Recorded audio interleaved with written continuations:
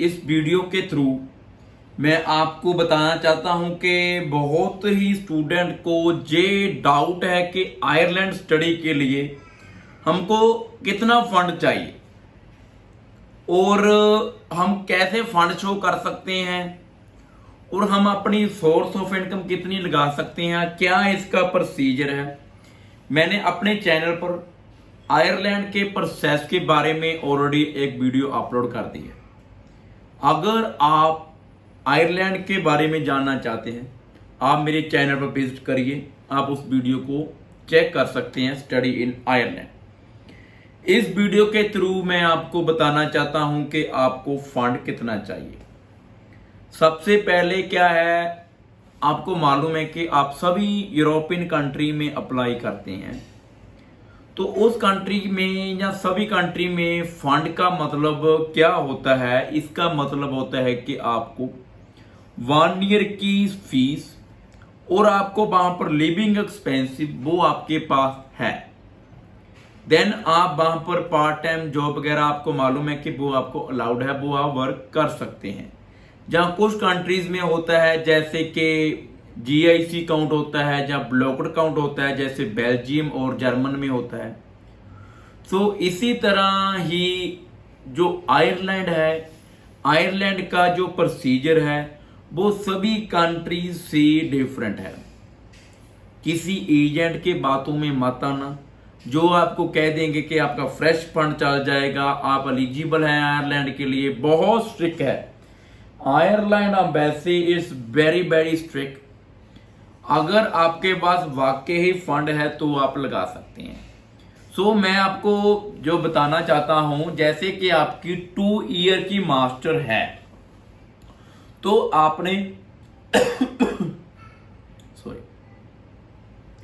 तो आपने वहां पर 2 साल के फंड शो करने हैं। अगर आपकी 4 ईयर की मास्टर है या 4 ईयर की बैचलर है तो आपने 4 ईयर की फंड शो करने हैं। होना क्वेश्चन क्या आता है कि हमको फंड कितने शो करने हैं।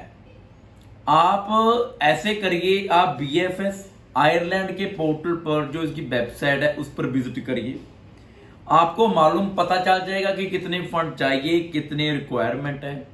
नियर अबाउट आपका वहां पर लिविंग एक्सपेंसिव, आपका वहां पर कितना लिविंग एक्सपेंसिव है और आपकी जो 1 ईयर की फीस है उसको आप मल्टीप्लाई कर कर आपके जितनी टाइम की आपकी ड्यूरेशन है उतना आपको फंड चाहिए। पर फिर भी मैं रिक्वायरमेंट बेसिक के अकॉर्डिंग मैं बता रहा हूं जो इसकी रिक्वायर्ड है। उन्होंने बताया है कि आपको minimum to minimum 7,000 per year according to living expensive, 7,000 euro according to 1 year living expensive के अकॉर्डिंग उसको आप 4 ईयर से या 2 ईयर से मल्टीप्लाई कर लेना और उससे ज्यादा होना चाहिए, उससे कम फंड नहीं होना चाहिए। देन आप शो कर सकते हैं।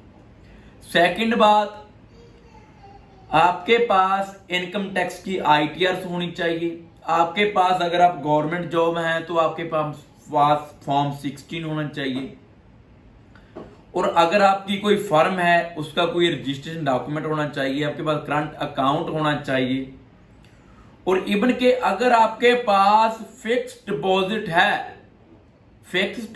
है, एफडी है, तो आयरलैंड में आपकी जो एफडी है वो भी एक्सेप्टेबल है। बट आपको जस्टिफाई करना पड़ेगा कि ये पेमेंट हमारी कहां से आई है, सोर्स ऑफ इनकम आपको शो करना पड़ेगा। अगर आपके पास आईटीआर है, टैक्सेबल है, अगर आपके पास एग्रीकल्चर है, जे फॉर्म है, आप सभी डॉक्यूमेंट अटैच कर सकते हैं।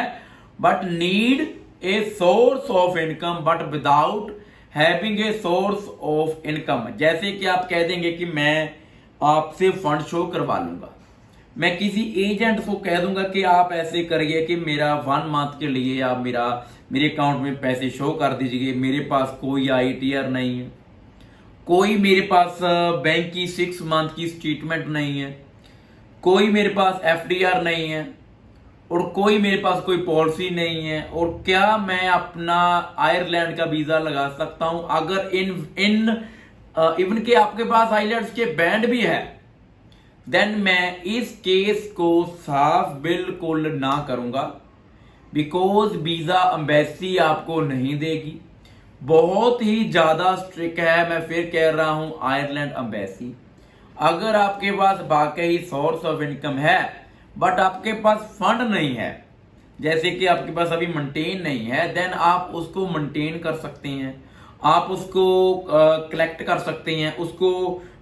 जैसे कि मैंने बताया कि आपकी एफडी भी शो कर सकते हैं, बट आप अपने जैसे रिलेटिव से ले सकते हैं। बट अगर आपके पास आईटीआर नहीं है, सोर्स ऑफ इनकम नहीं है, पता नहीं है कि पेमेंट आती कहां से है, मेरे पेरेंट्स के अकाउंट में आती है, जैसे कुछ स्टूडेंट कैसे करते हैं कि जैसे for example Latvia, Romania, other countries में स्टूडेंट अपने अकाउंट में ही बैलेंस शो कर देते हैं। कुछ कंट्रीज नहीं मांगती आपके पास सोर्स ऑफ इनकम चाहिए, सो ऐसा नहीं चलेगा। इस कंट्री में आपकी स्टडी के साथ साथ आपके पेरेंट्स के बिजनेस के डॉक्यूमेंट, जहां जॉब के डॉक्यूमेंट साथ में चाहिए, जिसमें आप प्रूफ कर सकें कि मेरे पास इनकम ऑफ सोर्स इंडिया में हमारे पास ये है और जहां से हमको पेमेंट आती है, और अब हमने जो बैलेंस कलेक्ट किया है वो अभी ये है। आपको उस बैलेंस को कैसे जस्टिफाई करना है, कैसे आपको एम्बेसी की इंटरव्यू क्लियर करनी है, और कितना इसका टाइम प्रोसीजर है, और कितनी आयरलैंड में फीस आ जाती है, इस सारे सवालों का मैं बहुत जल्द आंसर अपने चैनल पर वीडियो लेकर आऊंगा। मेरे चैनल को like and share and subscribe जरूर करिए। सत श्री अकाल।